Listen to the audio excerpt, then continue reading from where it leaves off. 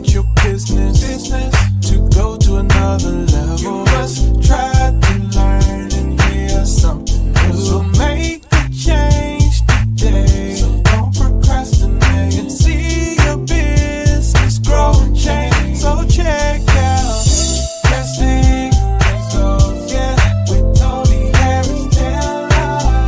Toni Harris Taylor. Testing Results, oh yeah, with Toni Harris Taylor. Yeah, yeah.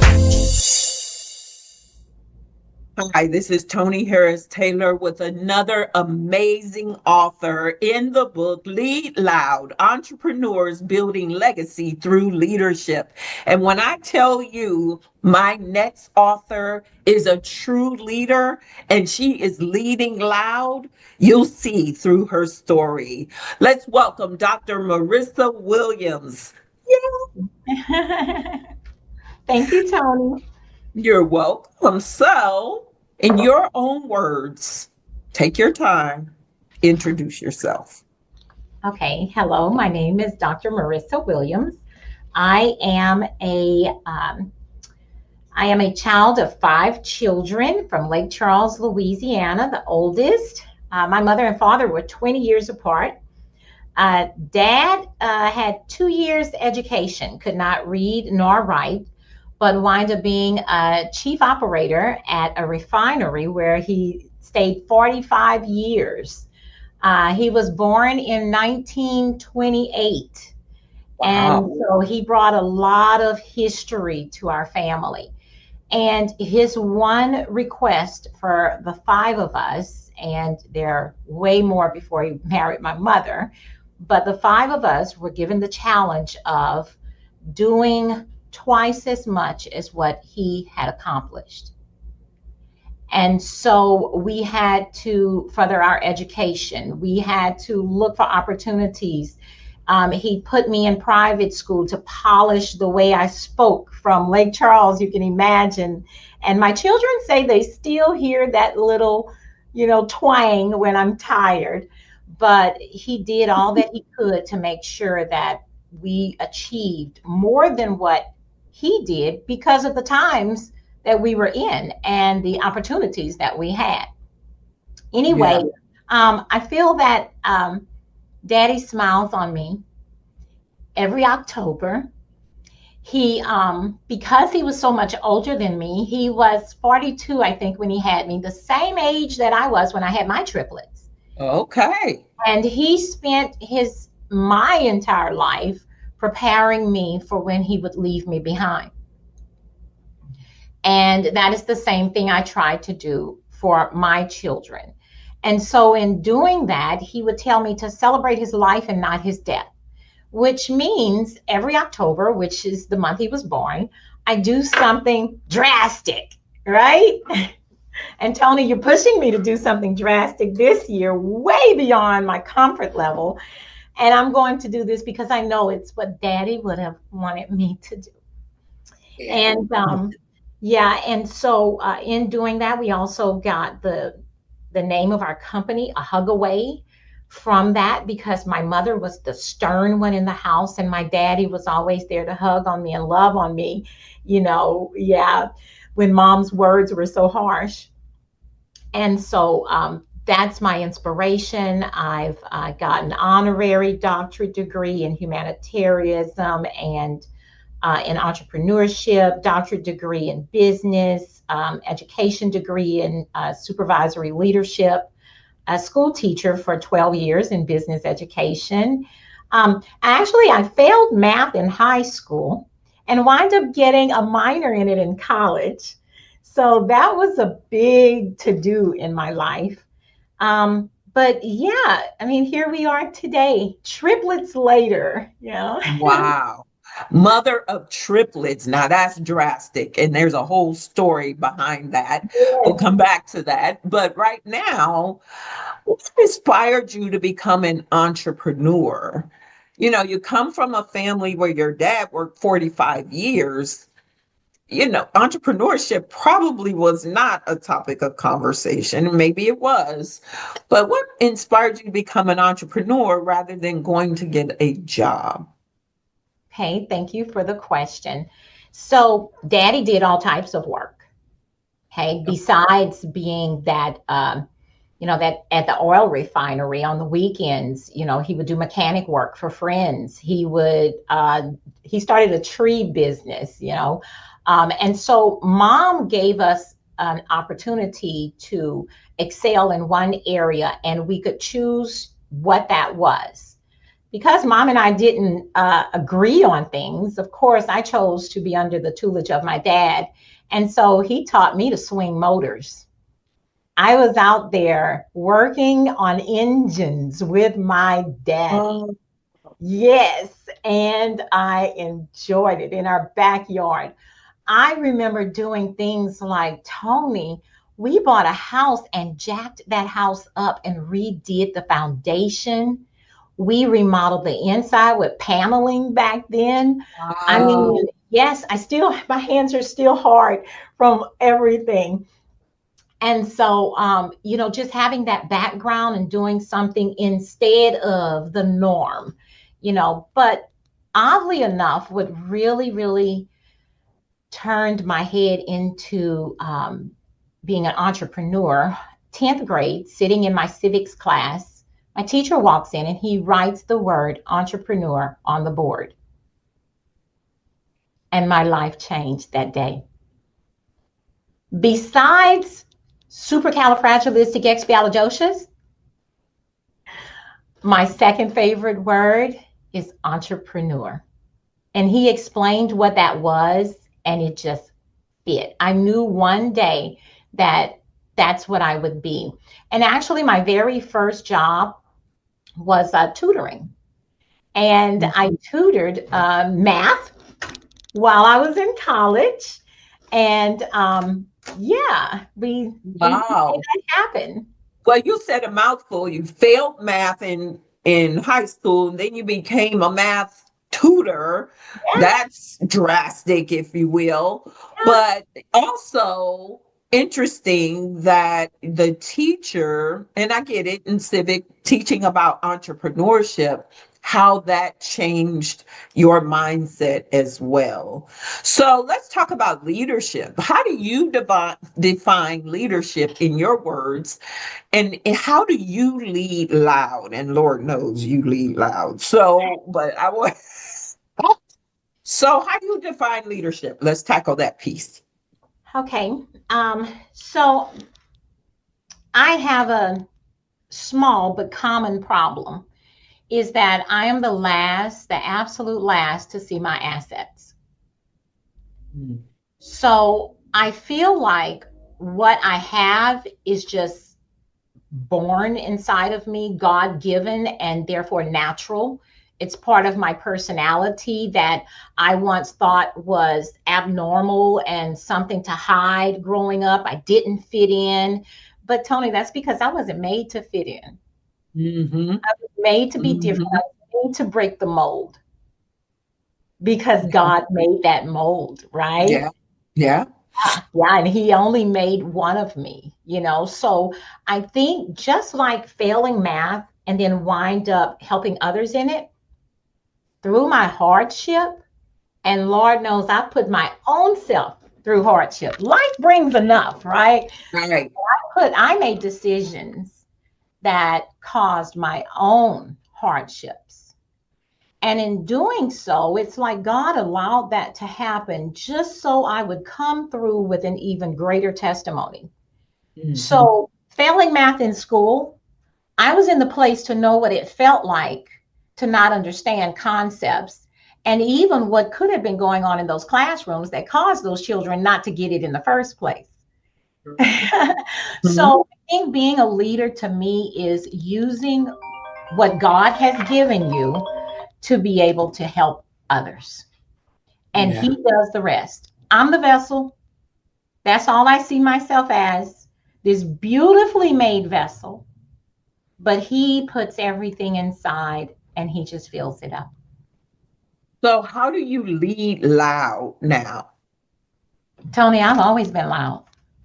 I was Mhm. always the one in church that my mom is like, little girl, you be quiet, It took me a while to realize and accept that, yes, I am different, and that is not a bad thing. But I didn't realize that till in my 30s. I remember um, coming through some things in life, and I was getting dressed and I looked in the mirror and I laughed.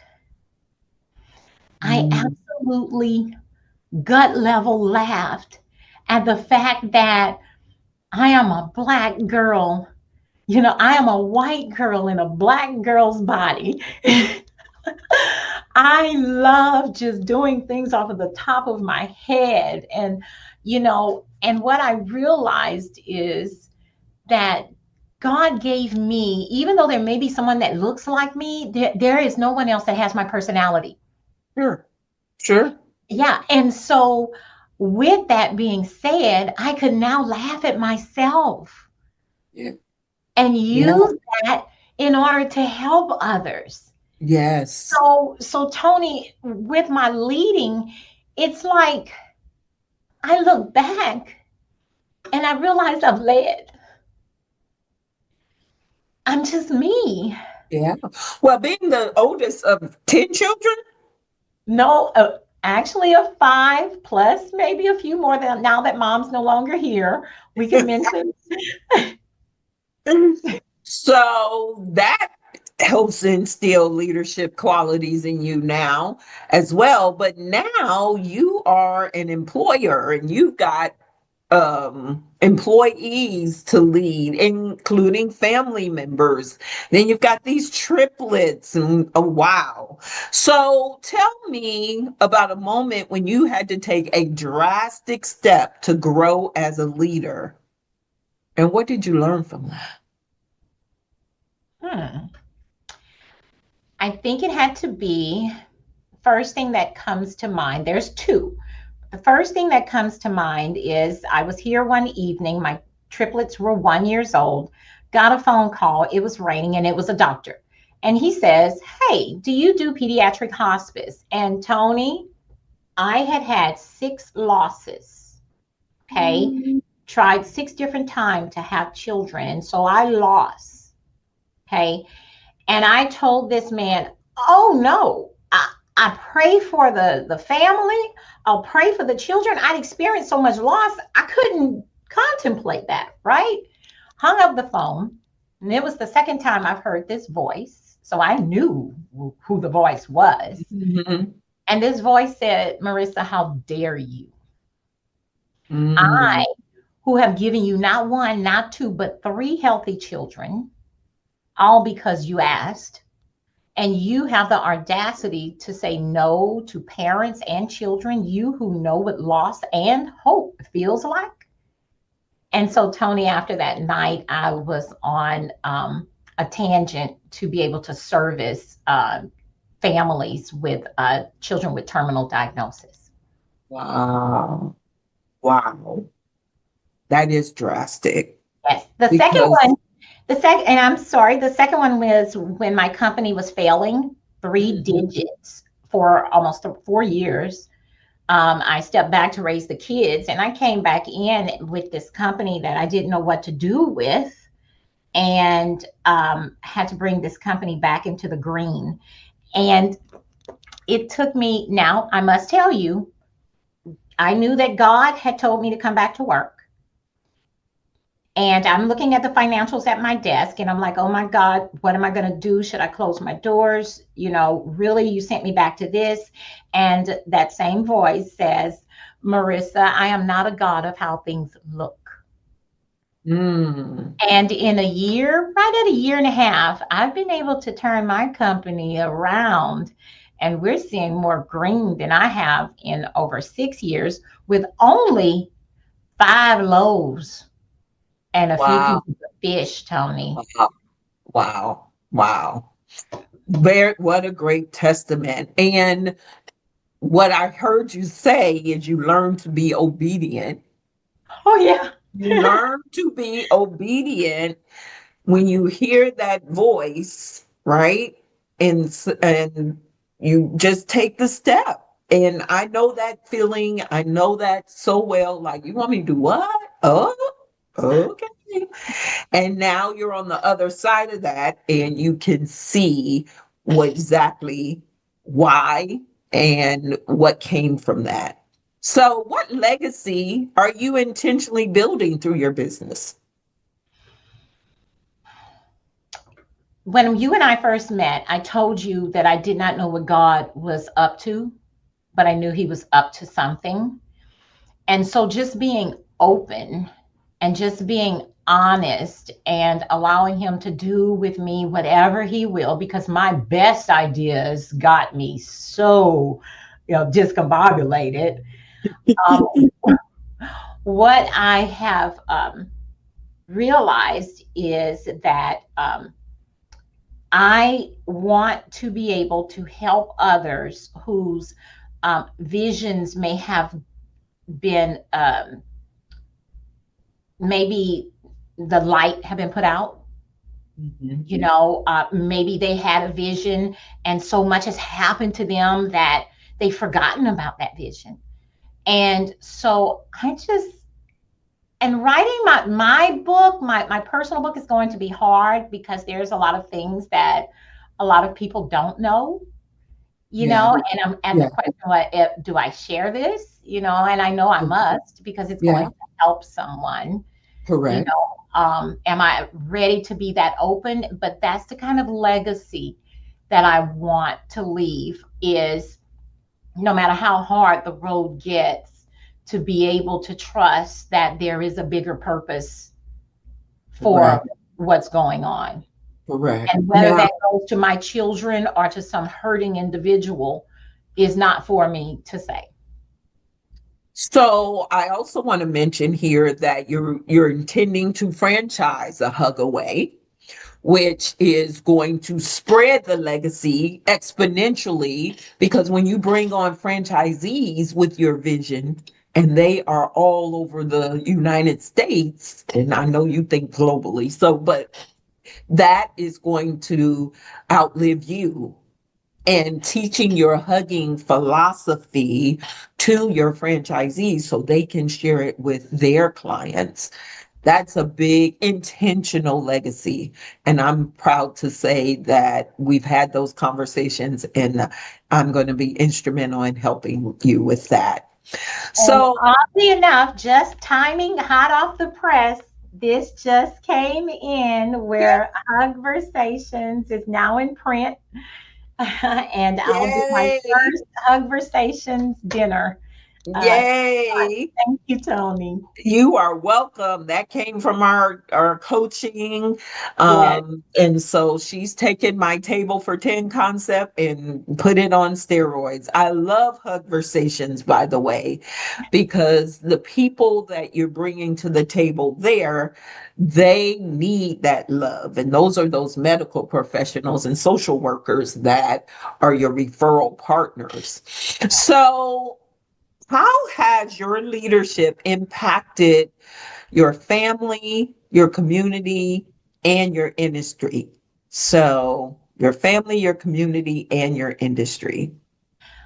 Like I mentioned before, Toni, I just put my head down and I do what's in front of me to do. Sure. And when I look up, people are saying, wow, you know, here's an honorary doctorate degree for your work. Who's who, we really want you. And I thought that was a scam until they tried so many ways to contact me, and they mentioned a magazine article. And I'm like, okay, they do know me. You Okay. know, the DMAR top most influential women, all of that comes from just a heart to help. Yeah. Because what was given to me was given to me, and I did not deserve the things that I put the decisions that I made in the past. This is God's grace, and He Right. didn't bless me to keep it to myself. I You love know, that. yes, yes, And I and love that you recognize that. Yes. Because if it wasn't, you and I could talk probably all day about past decisions that really shouldn't, and we can't, but that is God's grace. I am 100% with you. But what I see for you, number one, you employ your sister. Yes. You have your kids along with you. Your kids are seeing the benefits of your hard work, which is going to teach them how to, and I got no doubt they're probably future entrepreneurs themselves. But then also your industry, because you give so much love to your employees, you give love to your patients. It can't help but have an impact in your industry. And so I And love that. I think the greatest impact comes when I don't focus on the impact, if that helps answer that question. Sure. Like, yeah, like the impact is not my concern. Right. That's God's business. Correct. Yes, You're just doing you. I'm And doing it. then people are recognizing it, and that's great. So on that note, what core values drive you as a business owner?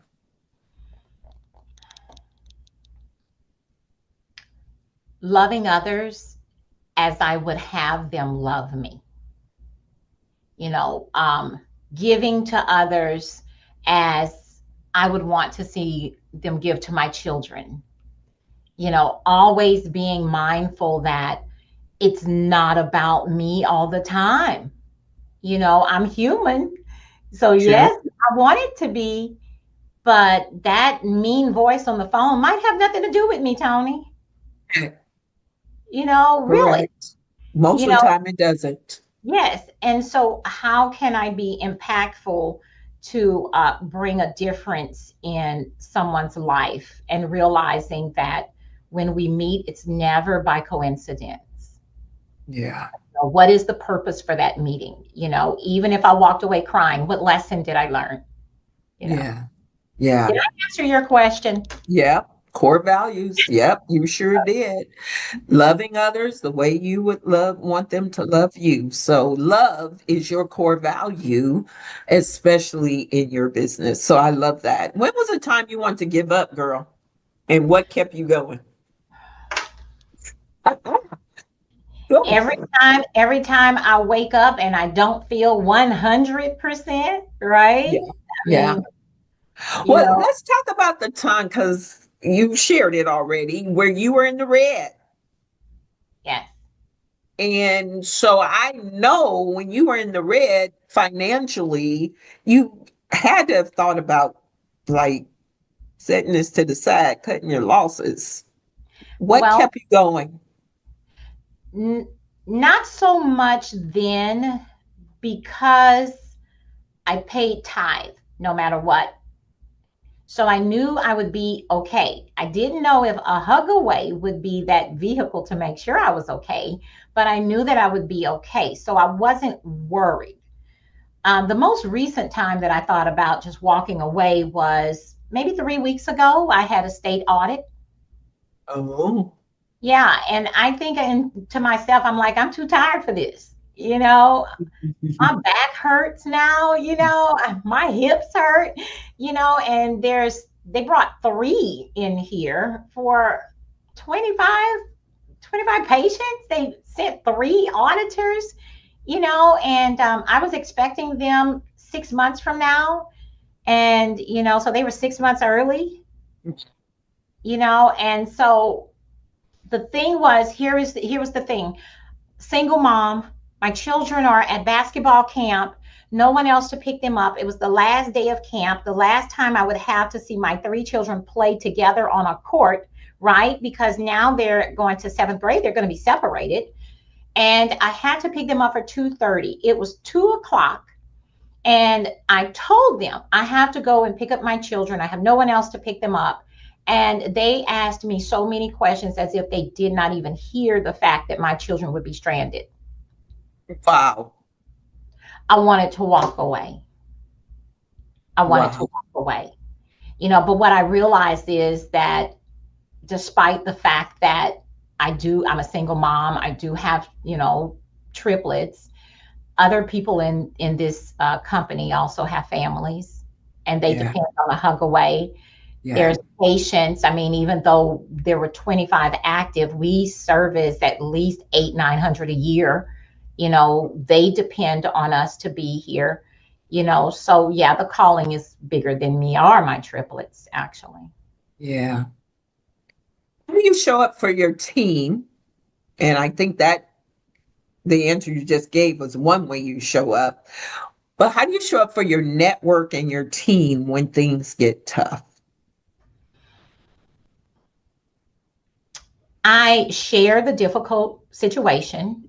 Hmm. I get feedback. I get buy-in, letting them know that, I'm human. This is our company. It does not survive without everyone. So that team approach is what works best. I love that.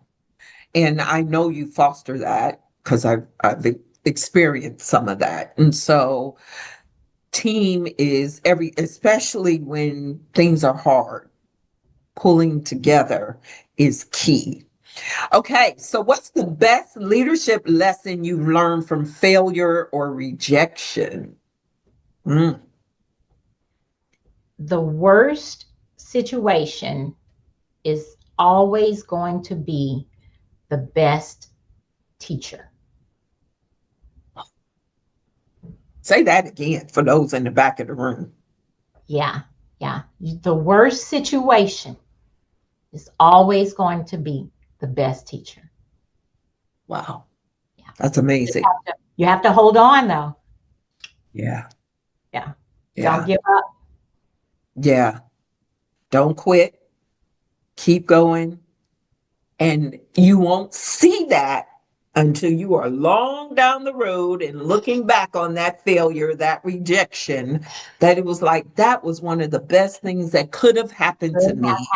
Because God can see what we cannot see. Yeah. And so while we're in the middle of it, it don't feel good, but we have to trust the process. This is when, the Bible talks about faith, and not to get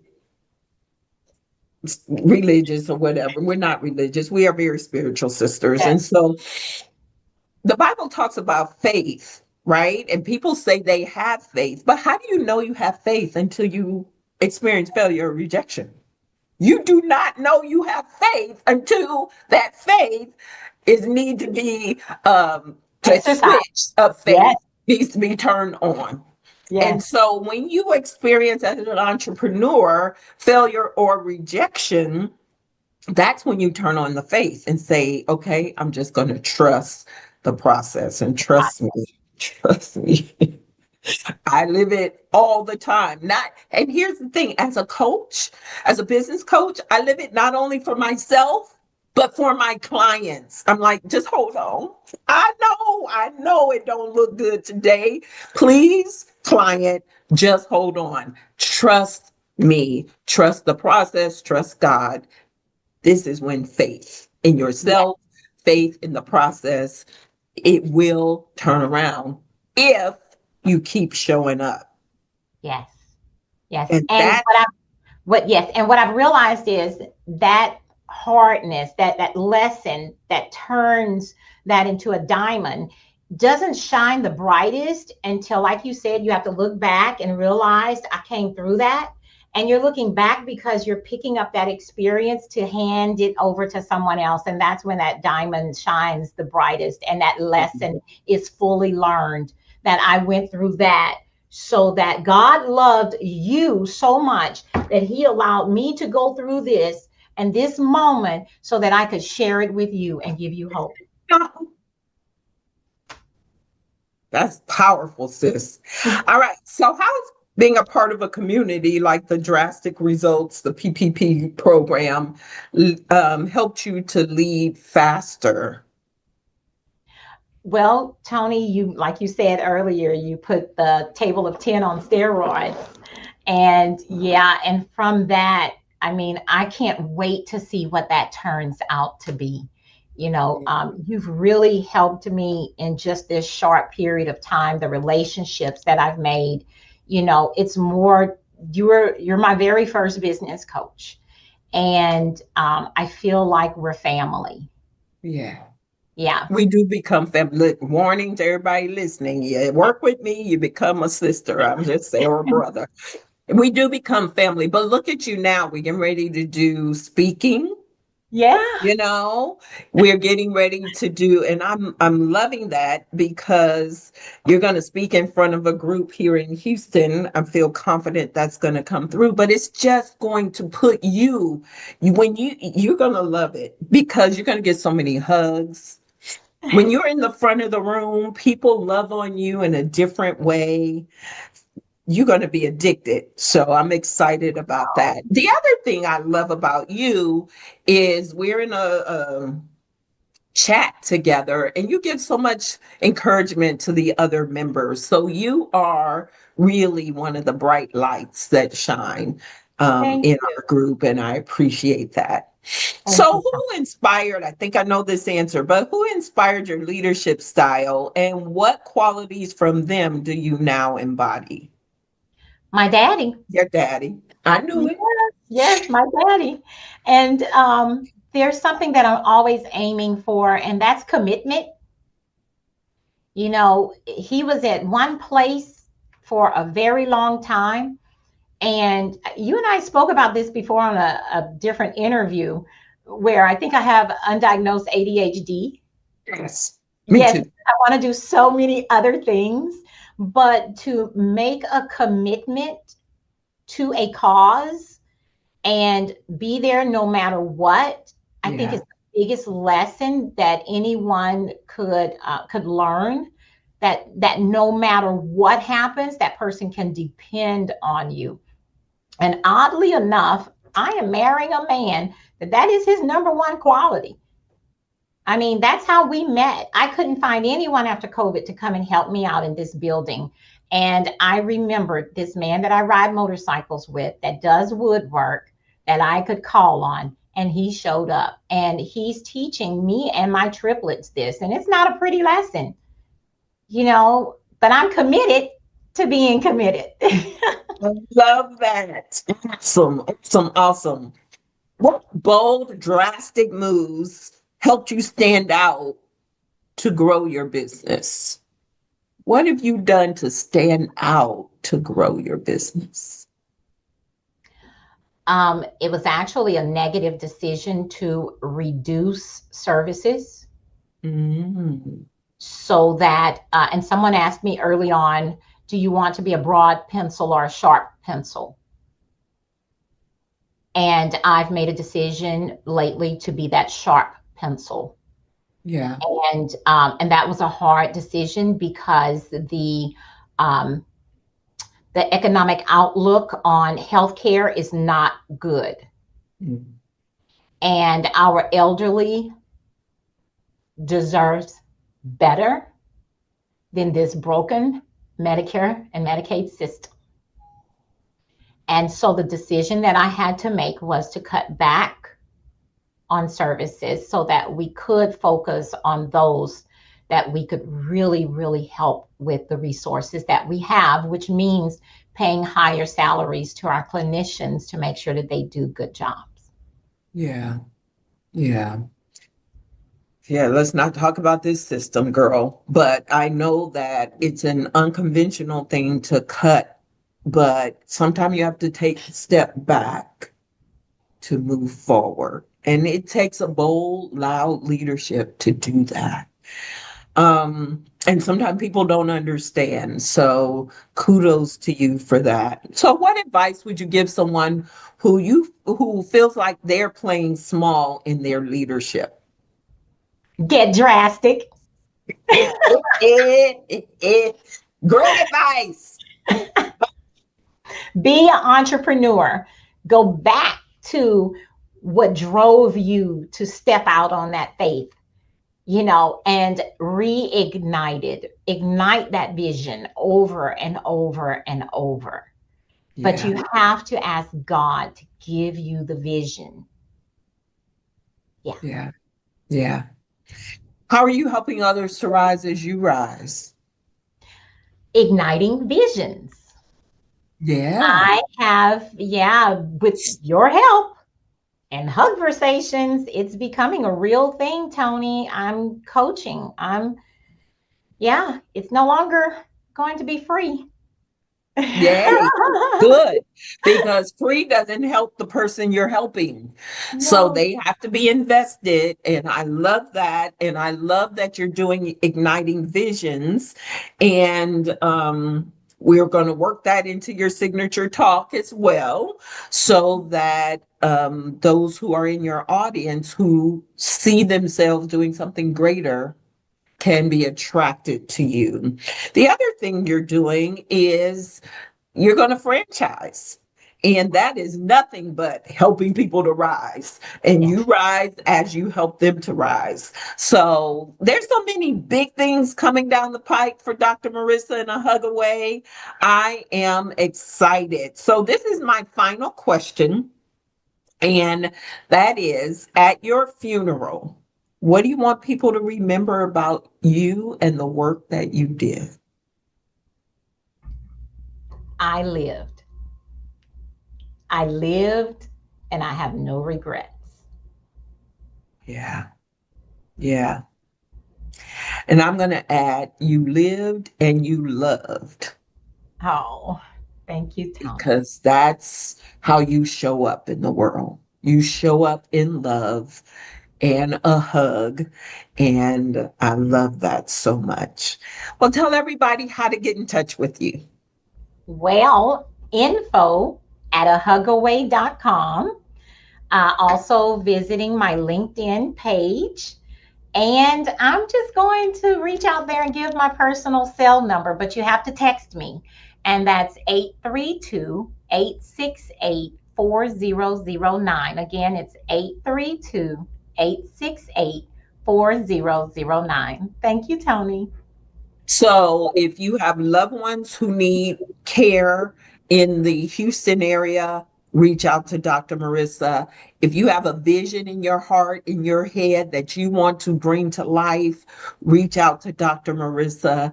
If you think you're a future franchisee, we're building it now, but you can reach out now so you can build a relationship.